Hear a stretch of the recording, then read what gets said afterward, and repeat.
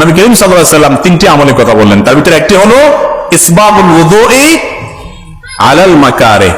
কষ্ট হয়, ওযু করতে মন চায় না, তারপরে আপনি সাহস করে ওযু করলেন, এই আমলটার মাধ্যমে আল্লাহ গুনাহ মাফ করেন, মর্যাদা বৃদ্ধি করেন। এজন্য নামাজের মধ্যে বায়ুর বেগ বেশি আসলে আপনি অবশ্যই ইবাদতে লিপ্ত আছেন, সেজন্য চাপাচাপি করে ধরে রাখতে পারেন।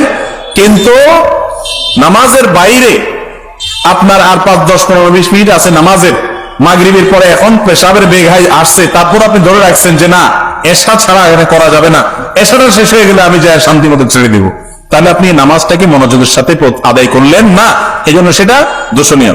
আর নামাজের মধ্যে যদি কারোর বায়ুর বেগটা এত বেশি আসে, যেটা আটকে রাখতে রাখতে বেচার অবস্থা বেশি খারাপ, অনেক অবস্থা কাহিল হয়ে যাবে, এবং এরকম ভয়াবহ পরিস্থিতি যে হয়তো কাপড় চোপড় নষ্ট হওয়ার আশঙ্কা হতে পারে। এরকম যদি হয় তাহলে তার জন্য ওইটা ছেড়ে দেওয়া কি হবে না, গুনাহ হবে না, জায়েজ হবে ইনশাআল্লাহ।